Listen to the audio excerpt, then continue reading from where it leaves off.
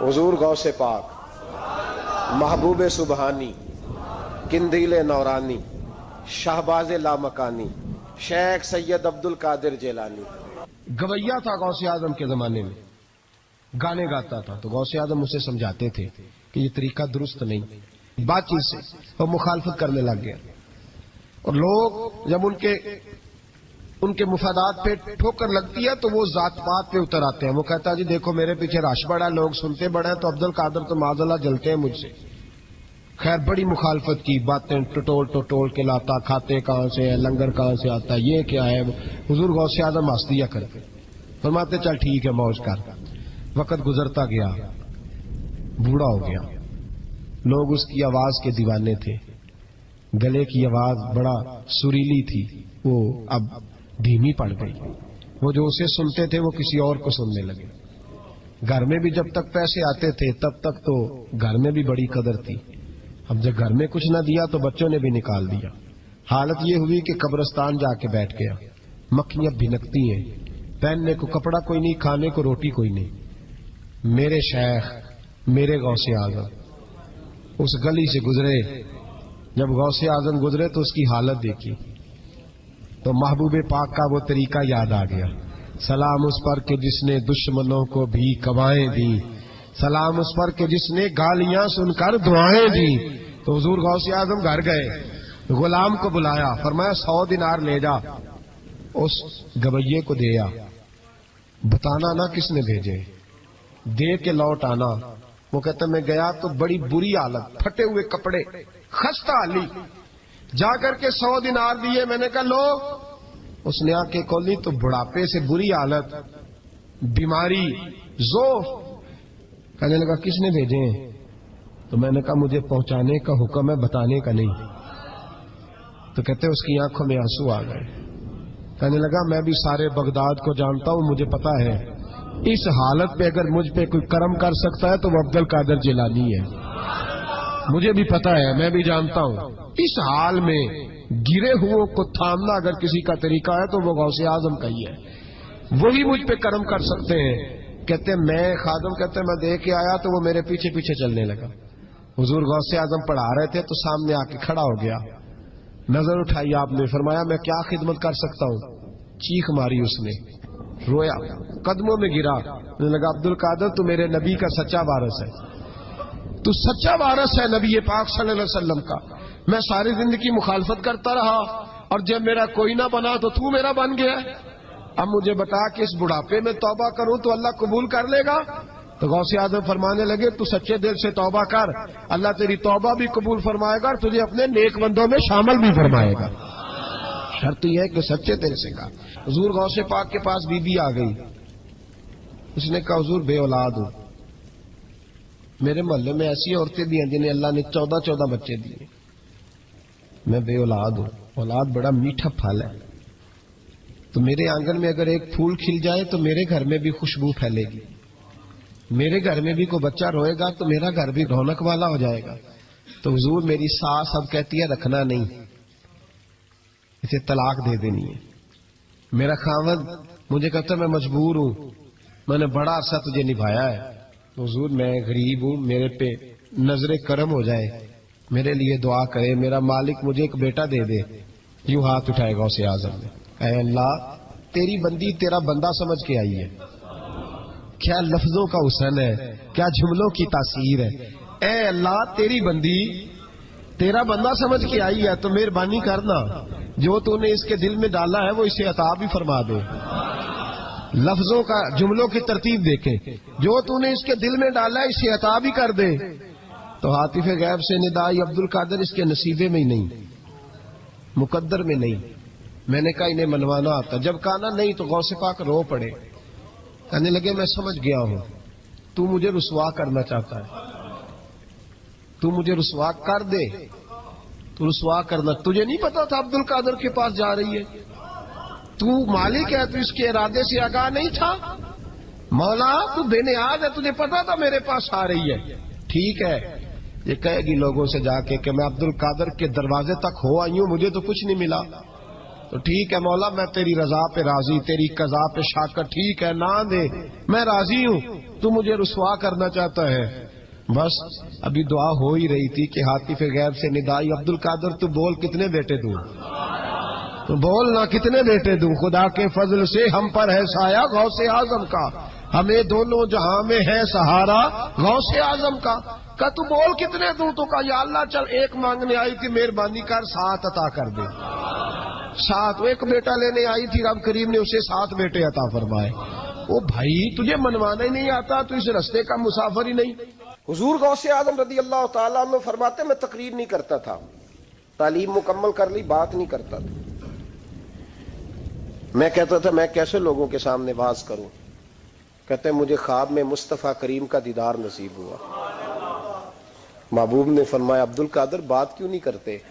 میں نے کہا حضور یہ عربی لوگ ہیں، فصیح و بلیغ ہیں، ہر آدمی بات سمجھتا ہے، تو میں کس طرح اتنے مجمع میں بولوں گا، بڑا مشکل کام ہے، ہر آدمی کی ذہنی سطح کے مطابق کیسے بات کروں گا؟ کہتے ہیں مصطفیٰ کریم نے فرمایا منہ تو کھولو ذرا، کہتے ہیں میں نے منہ کھولا تو حضور نے 7 دفعہ لعاب دہن میرے منہ میں ڈال دیا، فرمایا اب تو بولتے جانا اور میری برکتیں تیری مدد کرتی جائیں گی۔ آپ فرماتے ہیں اگلی شام میں سویا تو مولا علی شیر خدا بھی آ گئے، تو فرمانے لگے عبد القادر منہ کھول نہ بیٹا تو میرا بھی ہے۔ کہتے ہیں میں نے منہ کھولا تو حضرت علی نے 6 دفعہ لعاب دہن ڈالا، تو میں نے کہا حضور آپ نے 6 دفعہ ڈالا ہے، تو خواب میں حضرت علی فرماتے ہیں، کہتے ہیں بیٹے میں نبی پاک کے برابر تو نہیں نہ ہو سکتا، میں نبی پاک کے برابر، حضور نے 7 دفعہ ڈالا ہے تو 6 دفعہ اس لیے ڈالا کہ میں حضور کے برابر۔ صحابہ تو خواب میں بھی آ کے کہتے ہیں ہم نبی کے برابر نہیں، تو کیسے نبی کے برابر بن گیا؟ وہ تو خواب میں بھی آ کے کہتے ہیں کہ ہم حضور کے برابر ہیں، تو زندگی میں دعوے کرتا پھرتا ہے۔ حضور غوث اعظم فرماتے ہیں بس پھر چھوٹی سی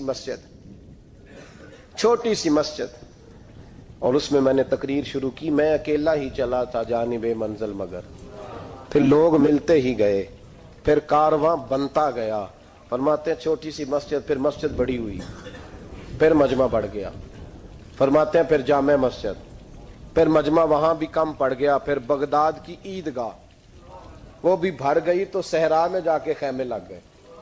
کہتے ہیں تقریر ہوتی تو ہزاروں کا مجمع، ہزاروں کا۔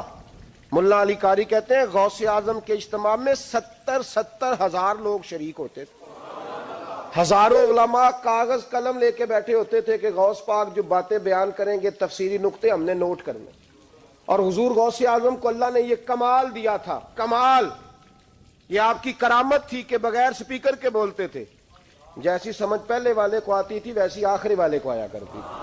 تو حضور غوث پاک رضی اللہ تعالیٰ عنہ نے لوگوں کو بڑا نوازا۔ ایک شخص آیا، اس نے آ کے کہا حضور میرے ابا جی میں آپ کا مرید ہوں، عقیدت مند ہوں، رات میں نے باپ کو خواب میں دیکھا ہے تو دوزخ کی آگ میں جل رہا ہے، میرا فوت ہونے والا باپ میں نے بڑی تکلیف میں دیکھا ہے۔ تو غوث اعظم رضی اللہ تعالیٰ عنہ فرمانے لگے میرے مدرسے میں آیا کرتا تھا، میری خانقاہ میں آتا تھا، میری محفل میں بیٹھتا تھا، حلقہ ذکر میں رہتا تھا۔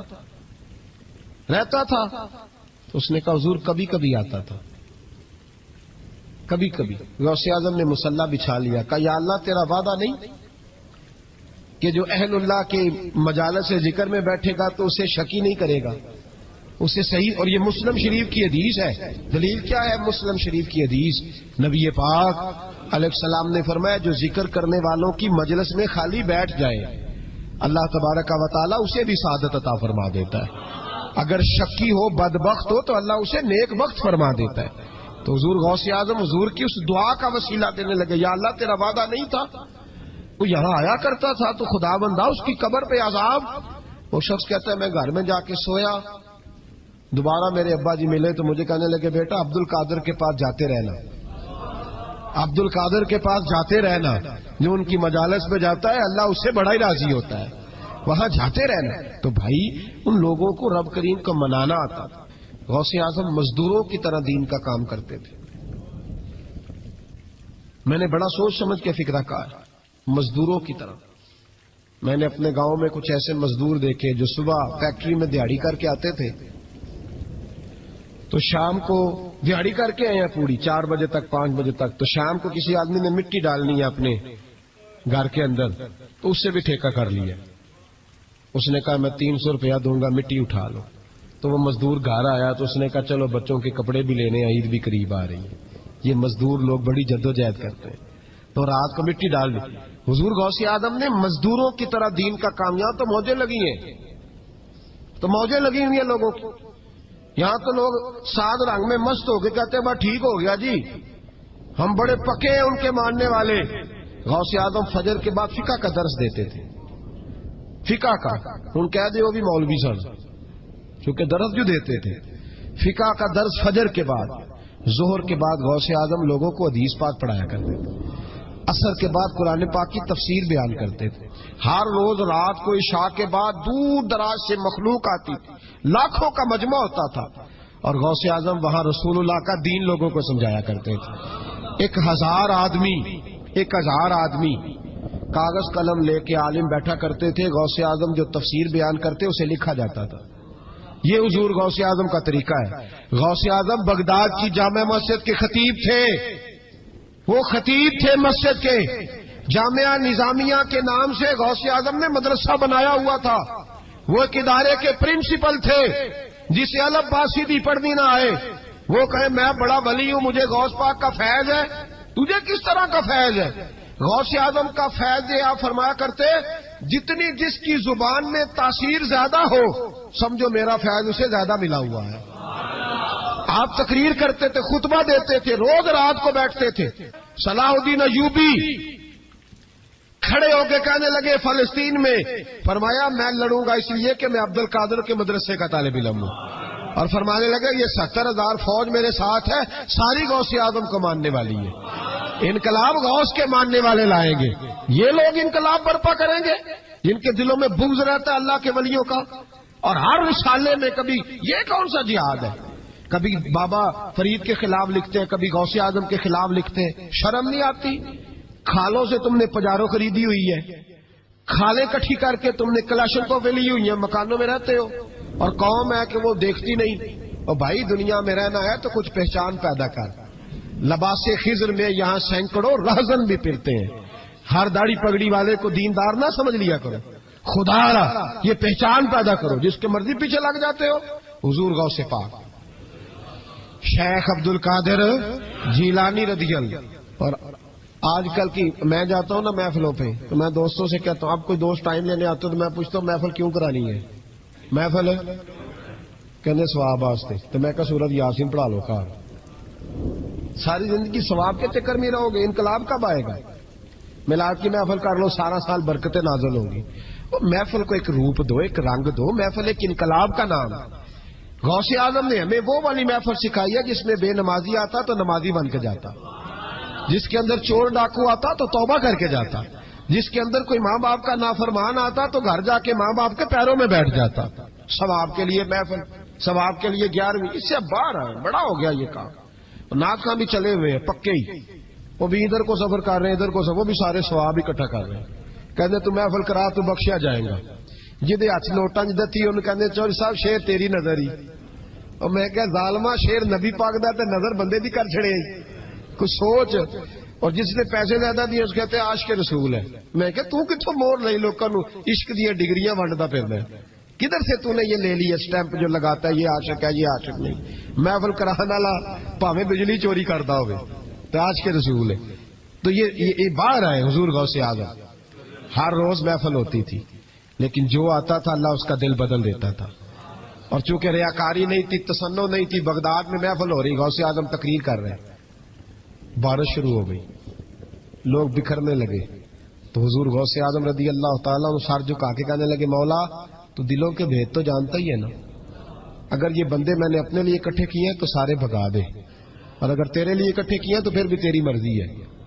تو دلوں کے بھید جانتا ہے. لوگ کہتے ہیں سارے بغداد میں بارش ہوتی تھی، جہاں غوث اعظم کا جلسہ ہوتا تھا وہاں نہیں ہوتی تھی، وہاں نہیں ہوتی تھی، اس لیے کہ انہیں اللہ کو منانا آتا تھا، انہیں طریقہ پتا تھا. حضور غوث اعظم نے اپنی گفتگو سے، تقریر سے، خطبے سے، الفتح الربانی حضور غوث اعظم کی تقریروں کی کتاب چھپی ہوئی ہے، آپ کے ملفوظات ہیں، آپ کے خطبے. اور بھائی اس کو لوگ معمولی کام سمجھتے ہیں، بس ثواب کے لیے کر لو. خدا را غوث اعظم کا طریقہ تو سمجھو. اور پھر تبلیغ فرمائی، دین کا کام کیا، نذرانے نہیں بٹورے. نذرانے نہیں بٹورے. اور اس طرح نہیں کہ مولوی صاحب کا سیاست سے کوئی تعلق نہیں, میرے لاکھوں مرید ہے, میں نے نہیں چھیڑنا حکومت کو, ایسے نہ ہو جائے حکومت میرے خلاف ہو جائے, یہ کوئی چکر نہیں. بادشاہ وقت آیا نذرانہ دینے, وقت کا بادشاہ نذرانہ دینے آیا. وہ کہتا ہے میں رستے میں سوچ رہا تھا کہ اگر یہ ولی ہوئے تو مجھے پتہ چل جائے گا, اگر تم نے سیب کھلائے نا, سیب کا موسم نہیں, پھر تو ولی اللہ ہے, اور اگر سیب نہ کھلائے تو پھر نہیں میں مانتا. ٹھیک ہے نا جی, جس طرح کے آج مرید ہوتے ہیں لوگ, کہتے ہیں سیب کھلائے تو پھر بادشاہ تھا نا. تو کہتے ہیں میں 2 تھیلیاں شرفیوں کی بھی لے گیا کہ پیر صاحب کو پیسے دوں گا تو ذرا نرم بھی ہو جائیں گے میرے حق میں, پیر ہو جائے تو ذرا نرم, اللہ ماشاء اللہ. کہتے میں گیا تو میرے دل میں خیال تھا اگر آج بے موسمہ سیب کھلائیں تو ولی مانوں گا. کہتے غوث اعظم نے یوں ہاتھ اٹھائے, موسم بھی نہیں تھا پر 2 سیب ان کے ہاتھوں میں آ گئے, اور آپ میری طرف سیب بڑھا کے کہنے لگے ولایت کو سیبوں سے نہیں تولنا چاہیے, تو سیبوں سے تولتا پھرتا ہے, یہ تو اللہ کی رضا والا کام ہے. یہاں کو تاجر تھوڑی محنت کرے, کھاد شاد ڈالے تو وہ بھی بے موسم میں پھل اگا لے گا. تو کس چیز سے میری ولایت چیک کر رہا ہے؟ یہ پکڑ چھری اور یہ پکڑ سیب اور کھا. کہتا میں نے کاٹ کے کھایا تو سیب کڑوا نکلا. غوث اعظم کہنے لگا کیا ہوا, کڑوا ہے؟ کہا حضور ہاں. تو نے اپنے ہاتھ سے کاٹ کے ایک ٹکڑا دیا, کہ کھاؤ. کھا کے کہنے لگا حضور آپ کے والا تو میٹھا ہے, تو سیب تو دونوں غیب سے آیا تو میرا کڑوا کیوں ہے؟ آپ کا فرمانے لگے غوث اعظم دونوں ہی میٹھے تھے, ایک کو ظالم کے ہاتھ لگ گیا تو کڑوا ہو گیا ہے, میٹھے دونوں ہی تھے. تو ظالم ہے نا, ظلم کرتا ہے, تو تیرے ہاتھوں کی وجہ سے کڑوا ہو گیا, ایک ہی تھے. اس نے 2 تھیلیاں اشرفیوں کی مصلے کے نیچے رکھی, کہنے لگا حضور نذرانہ ہے. فرمانے لگے ضرورت ہی نہیں, لے جا. اللہ کے بندوں کو دنیا داروں کے نذرانوں کی ضرورت ہے. اور ضد کرنے لگا حضور قبول کر لے. آپ فرمانے لگے جا تو جا, نہیں چاہیے. کہا حضور ضرورت نہیں, حضور قبول فرما لے. آپ نے فرمایا جا. کہا حضور لے لیں آپ کی مہربانی. فرمانے لگے اپنے کپڑے دیکھ اور میرے دیکھ, اپنی روٹی دیکھ اور میری دیکھ, میں تجھ سے اچھا کھاتا ہوں, تجھ سے اچھا پہنتا ہوں, میرا اللہ مجھے تجھ سے بہتر دیتا ہے, تو جا تو. اس نے کہا نہیں قبول کر لے. غوث اعظم نے دونوں تھیلیاں شرفیوں کی پکڑی, اور جب ان کو نچوڑا تو اندر سے خون نکلنے لگا. غوث اعظم فرمانے لگے غریبوں کا خون نچوڑ کے مجھے نذرانہ دینے آ گیا ہے.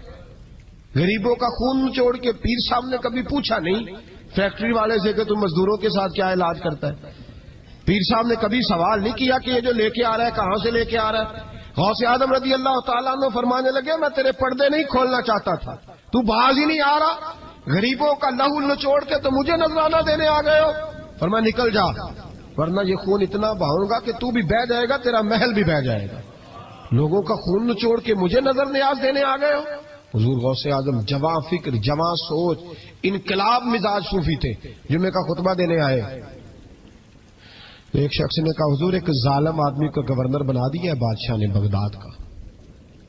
کہنا چاہیے تھا نا میری مسجد میں بڑا رش ہے, مجھے کیا لگے, میرے مدرسے میں طالب علم ٹھیک ہے, لنگر صحیح پک رہا ہے, ٹھیک ہے بناتا تو بناتا, پھر لوگوں پہ ظلم ہوگا نا. لیکن یہ طریقہ دین کا طریقہ نہیں. لوگ ظلم کا شکار ہوتے رہے, حکومتیں مرضی کرتے رہے, صوفی کہے میرا نہ کوئی مخالف ہو جائے. آج ہمارے زمانے میں شوق ہے کہ مجھے کوئی برا نہ کہے.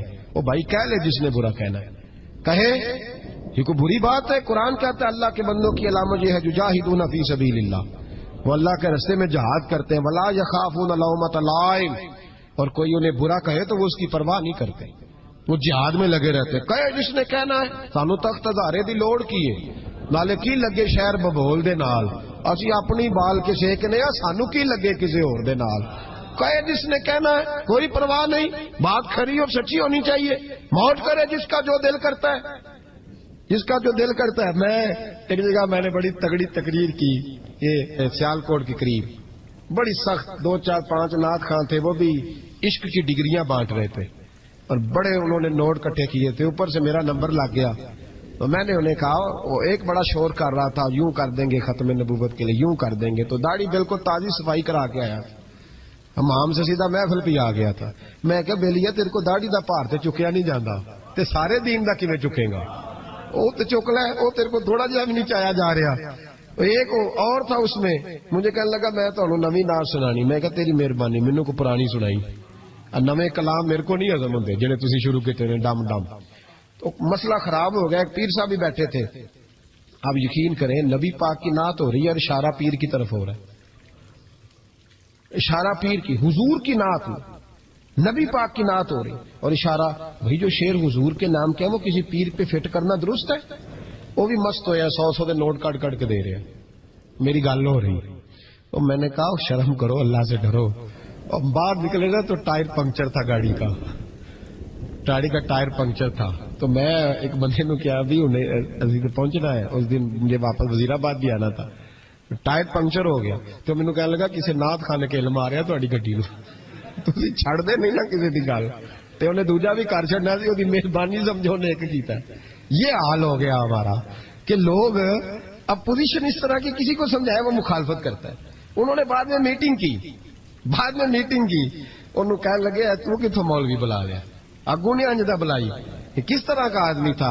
سب کو اس طرح، اور بڑی بڑی عجیب حرکتیں. میں یہ لودرا ملتان سائڈ پہ 2-3 دن کے لیے تو نقیب محفل وہ بےزتی کری جائے مجمے دی، تسی بول دے نہیں، تسی سبحان اللہ ہی نہیں آندے، ایڈا رکھا مجمع کدے نہیں ویکھے، کنج دے تسی بندے ہو، من تسی یاد رہو گے. بوڑھے بوڑھے لوگ بیٹھے ہیں، ٹھنڈ کا موسم ہے، کری جا رہے. وہ میرے سے نہ برداشت ہوا. کبھی کبھی وہ رگ بڑی تنگ کرتی ہے، کچھ دیر تو میں نے برداشت کیا، تو بعد میں بول ہی پڑا. میں کہ بھائی بہ جا، تیری مہربانی، تو پیسے لے کے مفت آئے نہیں سارے، اے چنگے نہیں تیرے نالوں، اے فری بیٹھے مفت بیٹھے، تو تے پیسے لے گئے. مجھے انہوں نے بتایا کہ 15,000 تو نے پہلے لیے. کس بات کا لیے؟ تو یہ کوئی مذہب کا کام ہے؟ کیا چکر چلایا ہوا ہے؟ یہ کوئی طریقہ ہے؟ یہ اس طرح دین پھیلتا ہے؟ غوث اعظم جیلانی، حضور شیخ عبد القادر جیلانی، یہ لوگ اگر بادشاہوں کی ٹی سی کرتے تو انقلاب نہ برپا ہوتا. حضور غوث اعظم رضی اللہ، اور جو آ رہا ہے چودھری صاحب عاشق کے رسول ہیں، اس لیے کہ 50,000 دیا محفل میں تو بس 50,000 کا عشق مل جاتا ہے. کیا تماشا لگ گیا؟ غریب آدمی میلاد کی محفل میں بھی ویڈیو کے پیچھے بیٹھتا ہے، نہ ساڑھ کو دتھی ہے نہ آگے انہیں ہے. اس چکر سے باہر آئے. غوث اعظم رضی اللہ تعالیٰ عنہ اس لیے لتاڑ لیتے تھے یہ لوگ کہ ان کے اندر لالچ نہیں تھا، کسی شخص کے ساتھ کوئی ذاتی مسئلہ نہیں تھا. بڑی مخالفت کی لوگوں نے ان کے زمانے میں بھی ان کی. جمعہ پڑھانے آئے، ایک شخص نے کہا حضور ظالم آدمی گورنر بنا دیا بادشاہ نے. غوث اعظم نے ممبر پہ چڑھ کے فرمایا میں جمعہ پڑھانے لگا ہوں، میرا جمعہ ختم ہونے سے پہلے میرا حکم ہے کہ بادشاہ گورنر بدل دے. یہ نہیں کہا میرا بیٹا بنا دے، میرا مرید بنا دے، وہ میرا رشتہ دار لگا دے. فرمایا حکم دیتا ہوں کہ جمعہ ختم ہونے سے پہلے گورنر بدل دو، ورنہ میرا نام عبد القادر جیلانی ہے، جمعے کے بعد میں خود بدل دوں گا. میں بدل دوں گا جمعے کے بعد. ہر مشکل دی کنجی یارو ہاتھ مرداں دے آئی، میں بدل دوں گا جمعے کے بعد، اور تم دیکھو گے بدلا جائے گا. لوگ کہتے ہیں جمعے کی نماز پڑھ کے نکلے تو بادشاہ دروازے پہ کھڑا تھا، کہنے لگا حضور مہربانی کرے ناراض نہ ہونا، بدل دیا گورنر.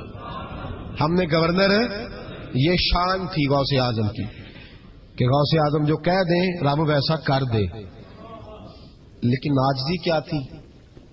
شیخ سعدی فرماتے ایک بوڑھے کو کسی شخص نے بیت اللہ کے ساتھ پتھر پہ سر رکھ کے روتے دیکھا، اور وہ بزرگ بوڑھے کہہ رہے ہیں یا اللہ قیامت کے دن مجھے اندھا کر کے اٹھانا، اندھا کر کے، کہیں ایسا نہ ہو تیرے نیک بندوں کے سامنے میں شرمندہ ہو جاؤں، اور مولا مجھ سے درگزر والا معاملہ کرنا، مجھ سے سوال نہ کرنا، میں کمزور ہوں. رو رہے ہیں.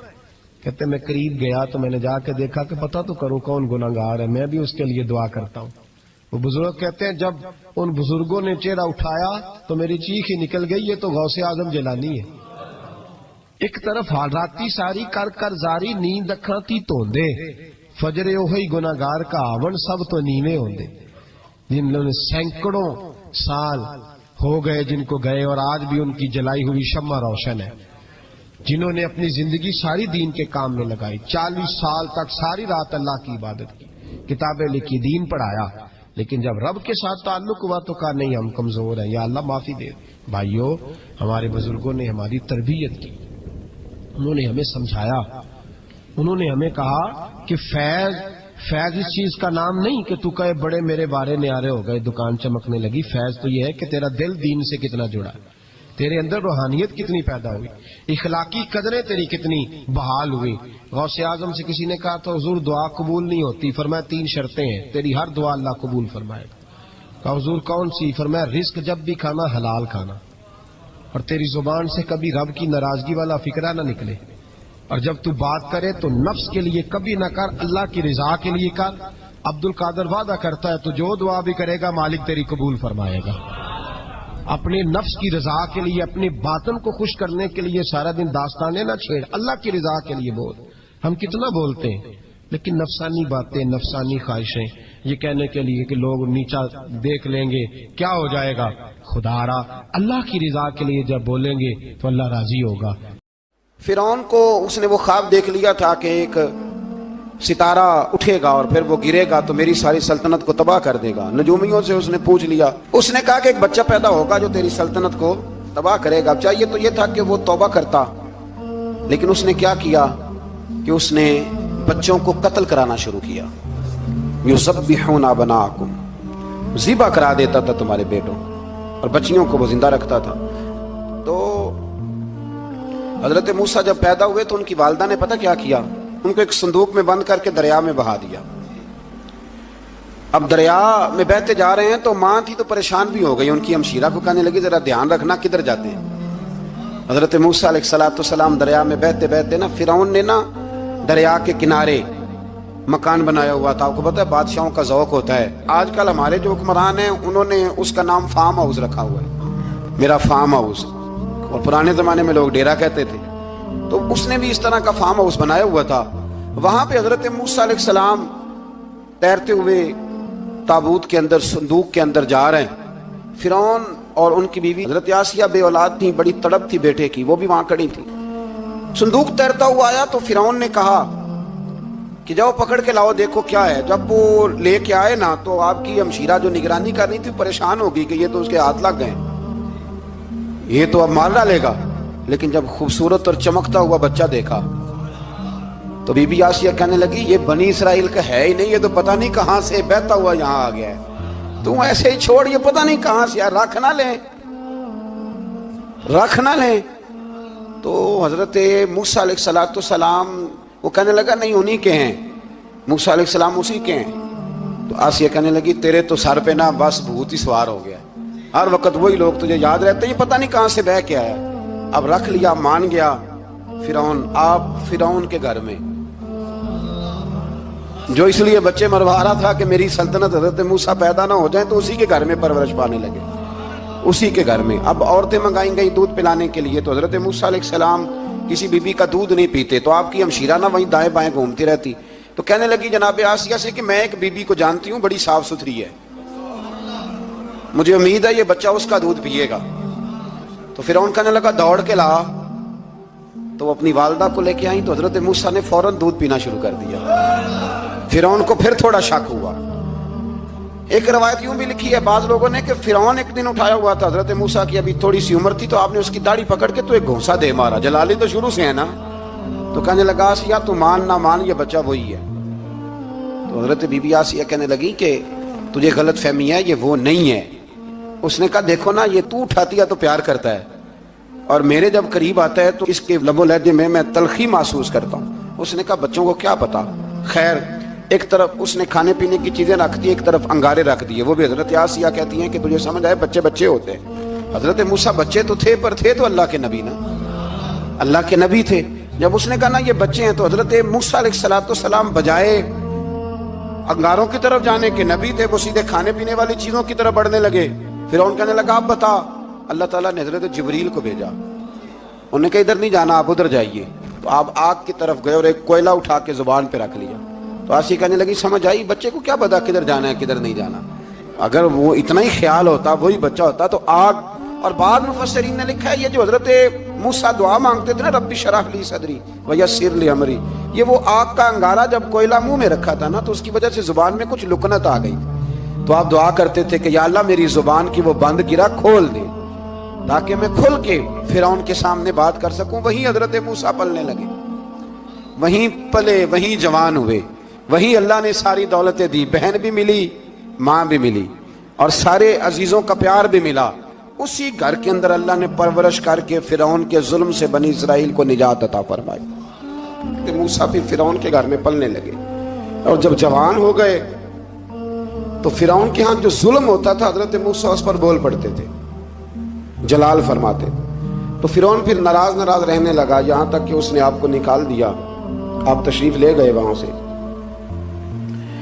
تو حضرت موسیٰ ایک دن شام کے وقت دوبارہ آئے بستی میں، لوگ سوئے ہوئے تھے، تو دو آدمی، ایک بنی اسرائیل میں سے اور ایک فرعون کی اپنی قوم میں سے، وہ دونوں آپس میں جھگڑ رہے تھے۔ لیکن وہ جو حضرت موسیٰ کی بنی اسرائیل کی قوم کا شخص تھا، اس پر وہ قبطی، وہ جو فرعون کے قریبی لوگوں میں سے تھا، وہ ظلم کر رہا تھا اور بودھ اٹھانے کی بات کر رہا تھا۔ اب اس نے حضرت موسیٰ کو پکارا کہ یہ دیکھے میرے ساتھ کس طرح کی بات کر رہا ہے، تو حضرت موسیٰ کا ارادہ بھی نہیں تھا، آپ نے بس اس کو سمجھایا، پر کچھ لوگوں کو سمجھ، تو حضرت موسیٰ نے پھر ایک مکہ مارا، ایک گھونسا مارا، صرف ایک ہی۔ یہ کئی تگڑے اور دلیر اس طرح کے بھی ہوتے ہیں کہ گھونسا ایک بھی برداشت نہیں کرتے، وہ ایک مارا، آدمی دھڑام سے زمین پہ گرا اور ماری گیا۔ حضرت موسیٰ کا ارادہ نہیں تھا لیکن وہ مر گیا۔ حضرت موسیٰ علیہ السلام نے اس بات پر اپنے رب سے استغفار بھی فرمائی، قرآن کہتا ہے کہ انہوں نے معافی چاہی کہ اللہ میرا ارادہ نہیں تھا۔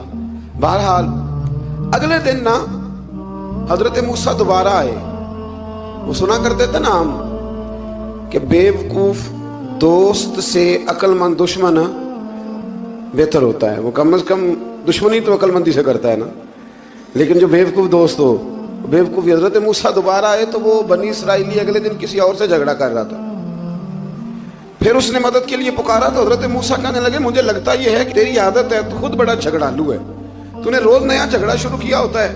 حضرت موسیٰ جب اس کی طرف بڑھے نہ ڈانٹنے کے لیے تو اس نے شور کرنا شروع کر دیا، کہنے لگتا ہے جس طرح آپ نے اسے کل قتل کیا تھا مجھے بھی قتل ہی کریں گے۔ یہ انسانوں کا مزاج ہے کہ آپ جب تک کسی کے طبیعت کے مطابق چلیں گے وہ راضی رہتا ہے، اور ذرا آپ اس کی طبیعت سے ہٹتے ہیں تو وہ شور کرتا ہے۔ اس نے کہا جی آپ مجھے بھی لگتا ہے ماریں گے۔ حضرت موسیٰ کلیم اللہ علی نبینا علیہ السلام کے بارے میں جب اس نے شور کیا تو بات پھر فرعون کے دربار تک گئی، وہ تو پہلے ہی بہانہ تلاش کر رہا تھا۔ اس نے کہا ڈھونڈو، پکڑو اور معاذ اللہ شہید کریں گے۔ کسی نے آ کے خبر دی کہ آپ جہاں سے ہجرت کر جائیں، اس لیے کہ آپ کے لیے یہاں حالات درست، اور بھائی یہ چھوڑ دیا کریں بات کہ فلاں آدمی کے حق میں فلاں جگہ حالات کیسے خراب ہوئے، تو نبی کریم علیہ السلام مکہ چھوڑ کے کیوں آئے؟ حضرت موسیٰ علیہ السلام نے ہجرت کیوں فرمائی؟ یہ ایک ایسی عجیب بحث ہے جس کو لوگ بلا وجہ چھوڑ دیتے، بلا وجہ چھیڑ دیتے ہیں۔ اور بالخصوص ایک خاتون نے ایک دفعہ مجھے پیغام دیا تو میں بڑی اس کی بات سن کے مجھے عجیب لگا۔ وہ کہنے لگی کہ دوسری جگہ میری شادی ہوئی ہے، مجھے طلاق ہو گئی تھی، تو مجھے ایک تانا روز سننے کو ملتا ہے، تو اتنی اچھی ہوتی تو وہاں نہ رہ لیتی۔ تو بھئی یہ کوئی تانے والی بات ہے؟ کوئی ضروری ہے کہ بیوی غلط ہوتی ہے تو طلاق ہوتی ہے؟ اللہ کے محبوب علیہ السلام کی 2 صاحبزادیوں کو ابو لہب کے 2 بیٹوں نے طلاق بھیج دی تھی، کس کی غلطی تھی؟ تو آپ کیا کہہ سکتے ہیں یہاں کیوں طلاق؟ تو اتنی جلدی بات تھوڑی کر دیں گے آپ، تھوڑی احتیاط فرمائیں بولنے میں۔ تو حضرت موسیٰ علیہ السلام وہاں سے نکلے اور آپ مدین کی طرف چلے گئے۔ مدین وہ علاقہ تھا جہاں فرعون کی حکومت کوئی نہیں تھی۔ حضرت موسیٰ جیسے ہی وہاں پہنچے تو ان کے اندر ایک جذبہ تھا، ظلم ہوتا نہیں دیکھ سکتے تھے۔ جب وہاں پہنچے تو انہوں نے دیکھا لوگ اپنے اپنے جانوروں کو گھاٹ پہ پانی پلا رہے ہیں، اور 2 خواتین ہیں وہ بالکل پیچھے کھڑی ہیں۔ تو حضرت موسیٰ کلیم آگے بڑھ کے کہنے لگے تم کیوں نہیں پانی پلاتی؟ تو وہ کہنے لگی ہمارا بھائی کوئی نہیں، باپ ہمارا بوڑھا ہے۔ اللہ اکبر۔ مجبوری یہ ہے، ہم ہیں بھی پردہ دار گھرانے کی، مجبوری ہماری یہ ہے کہ جب تک یہ سارے لوگ پانی پلا نہیں لیں گے اتنی دیر تک ہماری باری نہیں آئے گی۔ تو حضرت موسیٰ کلیم اللہ علیہ السلام فرمانے لگے اچھا یہ بات ہے تو جانور مجھے دو۔ وہ ہو یہ رہا تھا کہ چونکہ مرد پانی پلا رہے تھے تو اور جتنے بھی مرد آتے جاتے تھے وہ گھستے جاتے تھے اور عورتیں بیچاری کھڑی تھیں۔ حضرت موسیٰ جھٹ سے آگے بڑھے، پیچھے ہٹو، ان 2 خواتین پاک باز عورتوں کے جانوروں کو پانی پلایا، اور پھر آپ دوبارہ وہیں بیٹھ گئے۔ وہ بیبیاں جلدی جلدی گھر گئیں، جا کے اپنے والد سے کہنے لگی ابا جی کمال ہو گیا، اس بستی میں ایک ایسا آدمی ملا ہے جو عورتوں کی طرف دیکھتا ہے تو نیکی کرنے کے لیے آگے بڑھتا ہے، جو مجبور اور بے کس کے لیے اچھے جذبات رکھتا ہے۔ فرمایا جلدی لاؤ۔ کچھ مفسرین اور طرف بھی گئے ہیں لیکن جمہور نے لکھا ہے کہ وہ حضرت شعیب علیہ السلام تھے۔ حضرت شعیب نے گھر بلایا، اپنی ایک بیٹی کو بھیجا، فرمایا بیٹے بلا کے لاؤ۔ وہ جب گھر آئے تو آپ فرمانے لگے آپ میرے ساتھ اجرت طے کر لیں، 8 سال یا 10 سال آپ میری بکریوں کو چرائیں، میرے گھر میں رہیں۔ اور پھر فوراً ہی فرمانے لگے اگر آپ ہمارے گھر میں رہیں گے، دیکھ بھال کریں گے تو میں اپنی ایک بیٹی کا نکاح بھی آپ کے ساتھ کر دوں گا۔ تو 8 سے 10 سال حضرت موسیٰ نے وہاں قیام فرمایا. اور پھر جب آپ کا نکاح ہو گیا تو آپ اپنی بیوی کو لے کے مصر کی جانب جا رہے تھے. تو رستے میں نا ٹھنڈ زیادہ ہو گئی, تو اپنی زوجہ سے کہنے لگے وہاں آگ جل رہی ہے, میں تیرے لیے آگ لے کے آتا ہوں تاکہ تو تاپ سکے, گرمی حاصل کر سکے. وہاں گئے تو درخت سے آواز آئی, موسیٰ میں تیرا رب ہوں. درخت سے آواز آئی, موسیٰ میں تیرا رب ہوں. اور حضرت موسیٰ کلیم اللہ کو وہاں وحی آنی شروع ہوئی. وہاں وہی اللہ تعالیٰ نے انہیں وہ عصا عطا فرمایا جو پھر بعد میں اژدہا بنتا تھا. رب کریم نے وہیں حضرت موسیٰ کلیم کو وہیں ید بیضا عطا فرمایا. اپنا ہاتھ گریبان میں ڈال کے نکالتے تھے تو چاند اور سورج کی طرح روشنی دیا کرتا تھا. ید بیضا لیے بیٹھے ہیں اپنی. میں کبھی کبھی کہا کرتا ہوں کہ مولا کے دینے کے انداز بڑے انوکھے ہیں. بھائی یوسف کو کنویں میں پھینکتے ہیں تو اللہ مصر کا حکمران بنا دیتا. تو پھر حضرت موسیٰ وہاں سے واپس آئے اور آ کر کے آپ نے دوبارہ وہ سارا نظام زندگی شروع فرمایا. موسیٰ علیہ السلام نے ان کو دعوت حق دی اور کہا کہ میں تمہارے پاس واضح نشانیاں لایا ہوں, بنی اسرائیل کو میرے ساتھ بھیج دو. فرعون نے معجزات پیش کرنے کے لیے کہا تو حضرت موسیٰ علیہ السلام نے اپنا عصا زمین پہ ڈالا, اپنا عصا, اپنی چھڑی, اپنا ڈنڈا زمین پہ ڈالا تو وہ ایک واضح اژدہا بن گیا. پھر حضرت سیدنا موسیٰ علیہ السلام نے اپنا ہاتھ گریبان سے نکالا تو وہ دیکھنے والوں کے لیے روشن ہو گیا, ہاتھ کے اندر نور پیدا ہو گیا. ید بیضا لیے بیٹھے ہیں اپنی آستینوں میں. فرعون کے سرداروں نے حق کو قبول کرنے کی بجائے اسے جادو قرار دے دیا اور کہا کہ یہ تمہیں اپنے ملک سے نکالنا چاہتا ہے. انہوں نے کہا اس معاملے کو ذرا ڈھیل دو اور جادوگروں کو جمع کرو. جادوگر آئے. انہوں نے فرعون سے کہا کہ ہم حضرت موسیٰ کے مقابلے میں جادو تو دکھائیں گے معاذ اللہ, لیکن اگر ہم غالب آ گئے تو پھر ہمارا انعام کیا ہوگا؟ سودا پہلے طے کرنا ہے, کیا انعام ملے گا؟ اس نے کہا کہ اگر تم غالب آ گئے تو میں تمہیں اپنا قریبی بنا لوں گا. بادشاہوں کا قریبی ہونا بھی تو بڑی بات ہے نا, لوگ بڑے پاپڑ بیلتے ہیں قریبی ہونے کے لیے. اور یہ جو قریبی ہوتے ہیں نا, بالخصوص جو بادشاہوں کے قریبی ہوتے ہیں, بادشاہوں کی تباہی کا سبب بھی یہی لوگ ہی بنتے ہیں. یہ ان کو روز خبر دیتے ہیں کہ سب اچھا ہے, سب اچھا ہے. اور دنیا کے زیادہ تر حکمران انہی لوگوں کی وجہ سے تباہ ہوتے ہیں کیونکہ ان کا خود عوام سے رابطہ نہیں رہتا. اگر وہ خود عوام کے ساتھ ڈائریکٹ رابطہ کریں تو شاید انہیں اچھی اور صاف ستھری چیزیں سمجھنے کو مل جائیں. خیر, جادوگروں نے جب کہا ہمیں کیا لوگے تو اس نے کہا تمہیں قریبی بنا لوں گا. جادوگروں نے موسیٰ علیہ السلام سے کہا کہ آپ پہل کریں گے یا ہم پہل کریں؟ تو موسیٰ علیہ السلام نے کہا تم پہل کرو. جب جادوگروں نے اپنی رسیاں زمین پہ ڈالیں تو لوگوں کی نگاہوں کو سحر زدہ کر دیا, جادو کر دیا اور انہیں ڈروا دیا. انہوں نے کہا یہ تو بڑا جادو لے آئے. اللہ تعالیٰ نے حضرت موسیٰ علیہ السلام کو حکم دیا کہ آپ بھی اپنا عصا زمین پہ ڈالیں. ان کی رسیاں سانپ بن گئی تھی نا, دراصل وہ سانپ بنی نہیں تھی, لوگوں کی آنکھوں پر جادو ہو گیا تھا, انہیں سانپ نظر آ رہا تھا. فرمایا آپ بھی اپنا عصا زمین پہ ڈالیں.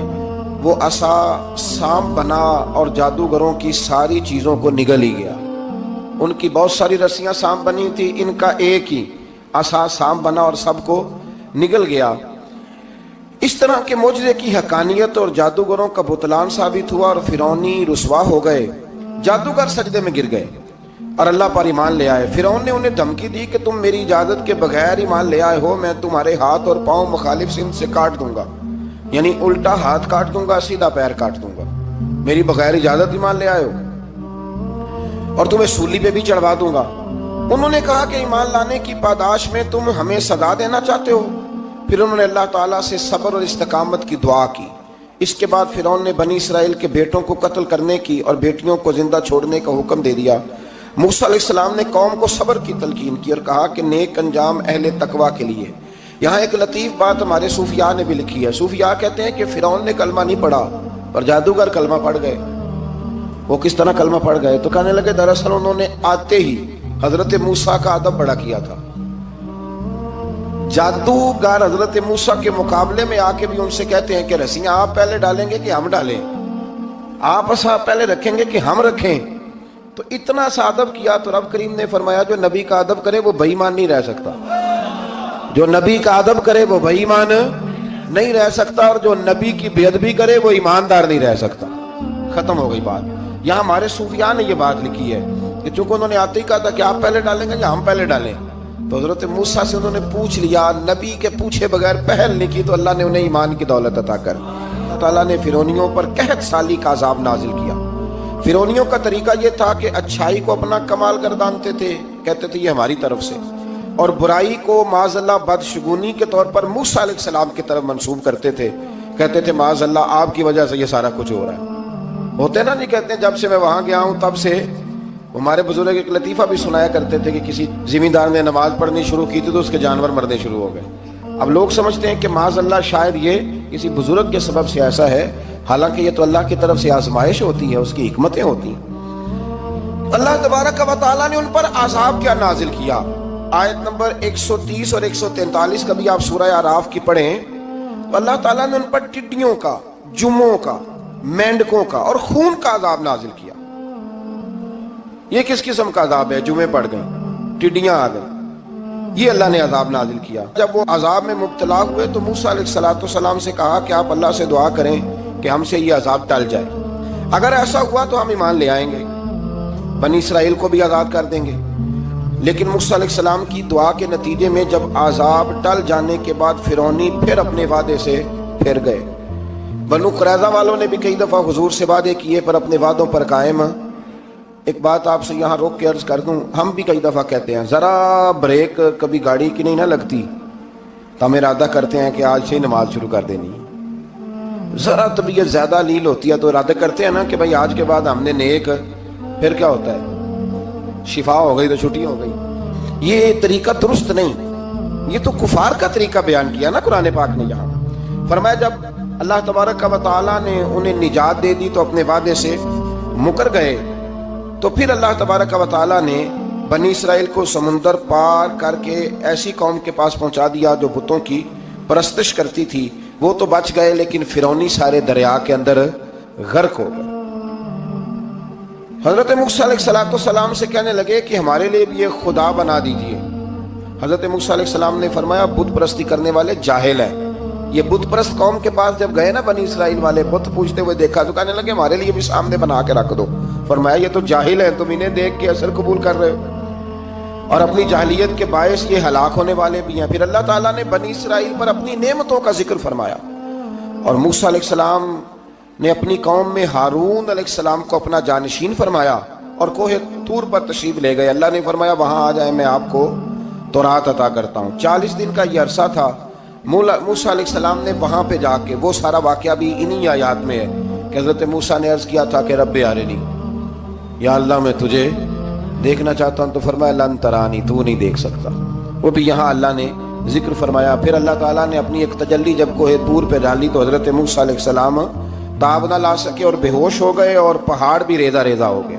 اس کا ذکر بھی اللہ نے انہی آیات میں فرمایا۔ آیت نمبر 144 سے 155 تک حضرت موسیٰ علیہ السلام کو رسالت عطا کرنے، کلیم اللہ کا منصب عطا کرنے، تورات عطا کرنے کا ذکر ہے۔ آگے چل کے بتایا کہ جو متکبر لوگ ہیں نا وہ آیات الہیہ سے منہ پھیرتے ہیں، اور جو لوگ اللہ کی آیات اور قیامت کو جھٹلاتے ہیں ان کے اعمال باطل ہیں۔ پھر موسیٰ علیہ السلام کے کوہ طور پر قیام کے عرصے میں بنی اسرائیل کے زیورات سے بچڑا بنا کر اسے معبود بنانے کا ذکر ہے۔ ان میں ایک جادوگر تھا سامری، سنا ہے سلالہ میں اس کی قبر ہے۔ حضرت موسیٰ کوہ طور پہ چلے گئے تو اس نے پیچھے سے نا سونے کا ایک بچڑا بنا لیا، اس میں سونے کی تاریں اس کے منہ میں لگائیں، ہوا چلتی تھی تو بجتی تھی۔ اتنے کمزور عقیدے کی یہ قوم تھی کہ انہوں نے فٹافٹ ماننا شروع کر لیا، فٹافٹ ماننا، کہنے لگے یہ ٹھیک ہے۔ چنانچہ موسیٰ علیہ السلام جب واپس آئے تو قوم پر غصے اور افسوس کا اظہار فرمایا اور کہا میرے پیچھے تم نے ایسا برا کام کیا ہے۔ انہوں نے تورات کی تختیاں بھی زمین پہ ڈالیں اور اپنے بھائی ہارون علیہ السلام کا سر پکڑ کے اس سے جواب طلبی کی۔ انہوں نے کہا اے میرے ماں جائے، بڑے خوبصورت لفظ ہے قرآن پاک، اے میرے ماں جائے، اے میرے بھائی، قوم نے مجھے بے بس کر دیا اور قریب تھا کہ یہ مجھے قتل بھی کر دیتے۔ اب آپ مجھ پر سختی کر کے دشمنوں کو ہنسنے کا موقع نہ دیں، کبھی بھی دشمنوں کو اپنے اوپر ہنسنے کا موقع نہ دینا چاہیے۔ پھر آیت نمبر 151 میں موسیٰ علیہ السلام کی دعا اور کلمات استغفار کا ذکر ہے۔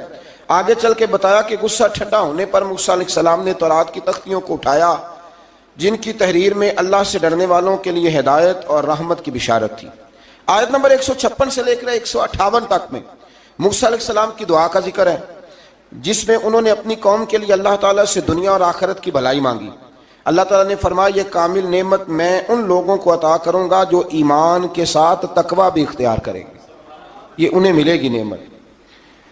اور پھر وہ زکوٰۃ دیں گے اور اس عظیم رسول یعنی نبی کریم صلی اللہ تعالی علیہ وآلہ وسلم کی وہ پیروی کریں گے.